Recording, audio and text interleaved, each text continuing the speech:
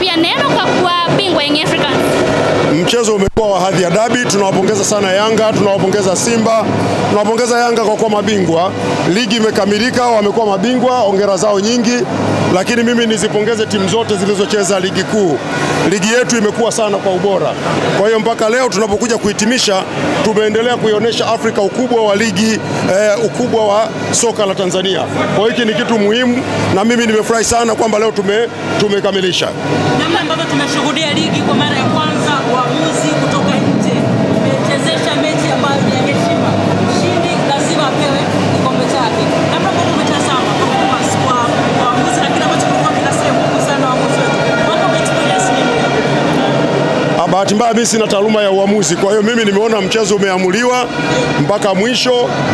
Taratibu nyingine za waamuzi, wanampanga nani, wanampangua nani, nadhani hizo ni za mamlaka za kusimamia mpira, TFF na bodi ya ligi. Lakini kwa mimi nimeona mchezo umefanyika, umemalizika. Niwapongeze. Mimi kama mwana michezo pia nadhani muamuzi kutoka wapi sio hoja. Hoja ni uamuzi ulio wa haki basi. Msisimko wa dabi ambayo imeamua hatima ya ubingwa, umeuonaje performance ya timu zote mbili, lakini pia bato za hapa na pale?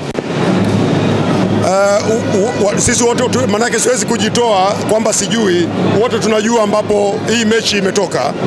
Lakini mimi niseme kwa maneno machache, nashukuru pande zote mbili kwa hatimaye mchezo huu umefanyika, kwa sababu mchezo usingefanyika ligi ingekuwa haijakamilika na kungekuwa kuna dosari.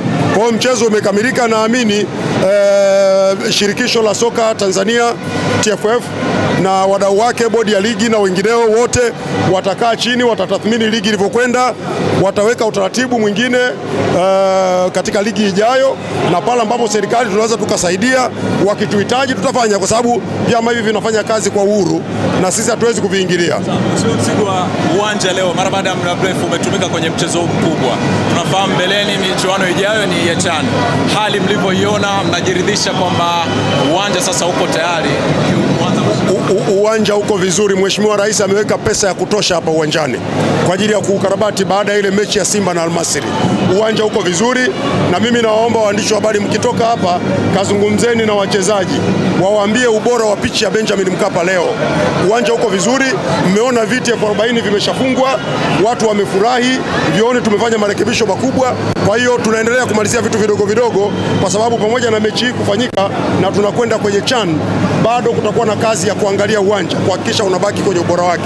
Uwanja uko vizuri, tutaendelea kuboresha madogo madogo mpaka wakati wa CHAN. Kwako nani ni MVP msimu?